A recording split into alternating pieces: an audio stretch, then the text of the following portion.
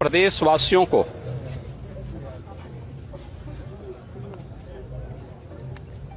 उत्साह और उमंग के इस पावन पर्व की, समरसता के इस पावन पर्व की मैं हृदय से बधाई देता हूं।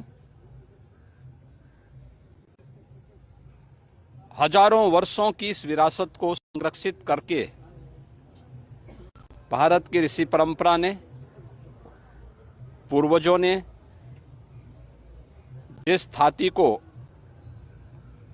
सौंपा है, उसको वर्तमान पीढ़ी उसी उमंग और उत्साह के साथ आगे बढ़ा रही है।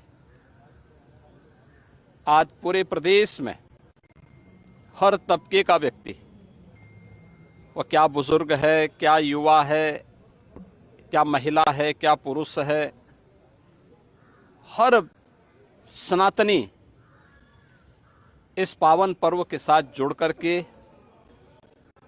आनंद की अनुभूति भी कर रहा है। अगर कहीं कोई मनमुटाव, बैर भाव किसी भी स्तर पर रहा हो, उसको समाप्त करके समरस समाज की स्थापना की दिशा में एक नए प्रयास को आगे बढ़ा रहा है। वास्तव में उत्सव का यह पर्व, उमंग का यह पर्व तब आता है जब शांति होती है, सौहार्द होता है, सुरक्षा का भाव होता है, एक विश्वास होता है। और उत्तर प्रदेश और पूरा देश आज इस विश्वास के साथ आगे बढ़ा है। एक नया भारत का दर्शन हो रहा है। एक नए भारत, जो विकसित भारत बनने की दिशा में अग्रसर हुआ है, आज प्रधानमंत्री मोदी जी के नेतृत्व में मजबूती के साथ विरासत और विकास की प्रक्रिया का हिस्सा बना है। ये हम सब इस बात पर गौरव की अनुभूति कर सकते हैं कि हमें आज़ादी के अमृत काल में प्रधानमंत्री मोदी जी जैसा एक यशस्वी मार्गदर्शक और नेतृत्व प्राप्त हुआ है, जिनके नेतृत्व में भारत विकसित भारत और आत्मनिर्भर भारत की इस परिकल्पना को साकार कर रहा है।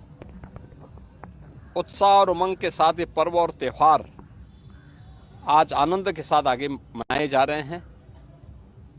हम सभी मिलकर के समरसता के इस पावन पर्व को इसी उमंग और उत्साह के साथ अनंत काल तक आने वाली पीढ़ियां इस पर्व और त्योहार को ऐसे ही आयोजित करती रहे, मैं इसकी बधाई देता हूं।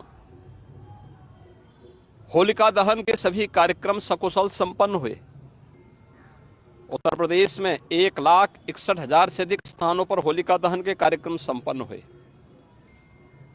और सभी शांतिपूर्ण तरीके से, उत्साह के साथ सभी आयोजन संपन्न हुए। स्वाभाविक रूप से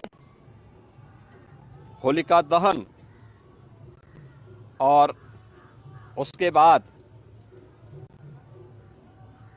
भगवान श्री हरि विष्णु की एक महत्वपूर्ण अवतार, नरसिंह अवतार, समाज में जहां कहीं भी अराजकता है, अव्यवस्था है, अशांति है, उसको दमन करने के लिए, सज्जन शक्ति का संरक्षण करने के लिए, दुर्जन शक्ति को परास्त करने के लिए, यानी सकारात्मक भाव को प्रोत्साहित करने और नकारात्मक भाव को तिरोहित करने के लिए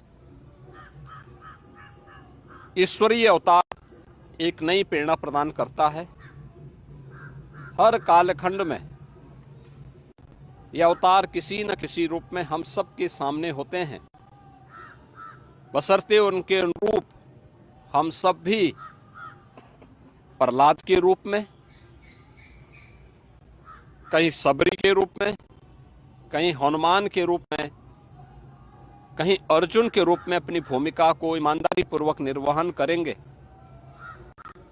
तो सकारात्मक शक्तियां मजबूत होंगी, नकारात्मक ताकतें परास्त होकर के पराभव की ओर अपने आप ही जाएंगे। होली का यह पर्व आपसी बैर भाव को समाप्त करने, प्रेम और समरसता पूर्ण माहौल के साथ इसे आयोजित करने की एक नई प्रेरणा दे रहा है। मैं इस अवसर पर पूरे